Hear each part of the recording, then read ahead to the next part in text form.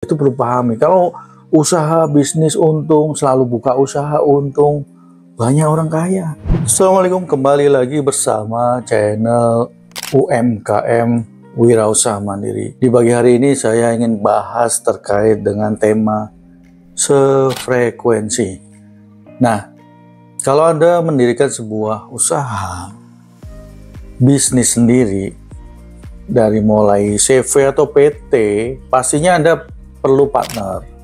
Nah, partner itu terserah apakah Anda teman dekat Anda atau saudara Anda atau siapapun yang Anda anggap sefrekuensi. Karena apa? Karena gini, di dalam sebuah bisnis tidak semuanya akan berjalan lancar. Banyak hal sekali kejadian kenapa sebuah usaha itu bubar ataupun sebuah kerjasama itu tidak lama. Karena apa? Yaitu kembali lagi sefrekuensi. Nah, bagaimana sih mencari partner atau mencari teman kerja yang sefrekuensi?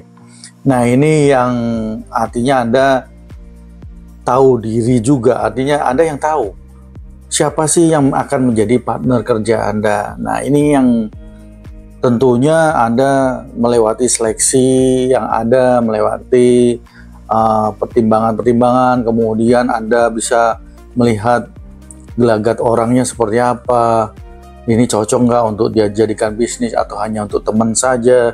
Jadi Anda harus paham di situ. Karena kalau nggak malah menjadi bumerang bagaimana Anda bisa growing, membesarkan usaha Anda. Tidak akan pernah mungkin. Karena apa ya? Contoh halnya gini. Kalau kita sendiri nih menjadi seorang investment, turut modal di dalam sebuah usaha, tetapi memang sebelumnya dituliskan kontrak kerjasama, oke, saya invest 500 juta. Nah, perjanjian bagi hasil katakanlah 20%. Di situ di state bahwa akan dibayarkan sesuai dengan term tanggal yang sudah di state. Nah, itu kalau lancar memang. Nah, bagaimana kejadian kita sudah bikin kontrak berpartner kerjasama, tetapi memang ada meleset bulan tanggal yang sudah ditentukan di dalam kontrak. Nah, ini hal-hal yang unpredictable sebenarnya.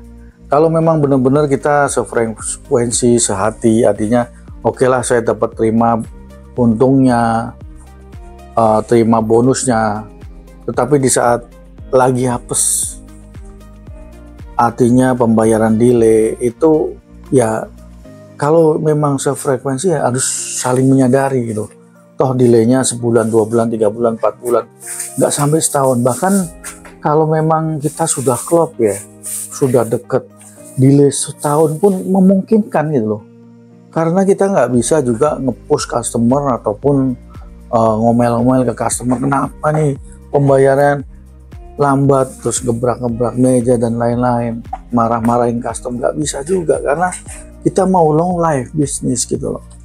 Jadi yang kembali lagi, intinya kita mencoba menjalani sebuah perjalanan hidup, mencari seorang partner itu ya memang perlu proses, dan itu secara hukum alam nanti akan menemukan sendiri.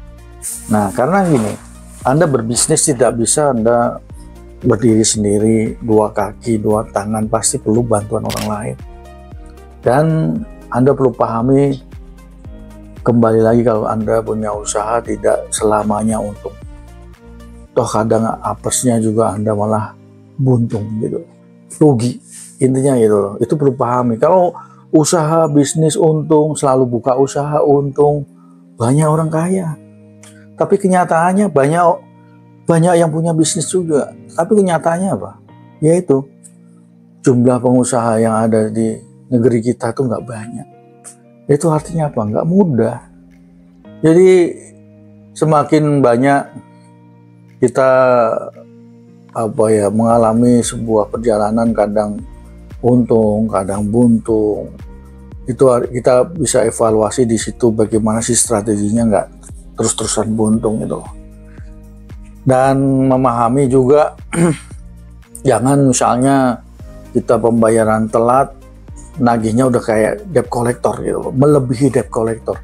Itu terus terang kurang nyaman juga gitu. Jadi buat teman-teman kalau merasa dirinya ingin menjadi seorang investor atau ingin berbagi sharing, bagi hasil usaha, ya Anda harus memahami, jangan pakai uang panas, artinya pakai uang dingin yang nggak kepake, artinya uang yang Anda ada alokasikan, misalnya oke lah ini uang nggak kepake, cobalah untuk investasi. Jadi di saat pembayaran delay-nya itu nggak manyun-manyun gitu loh.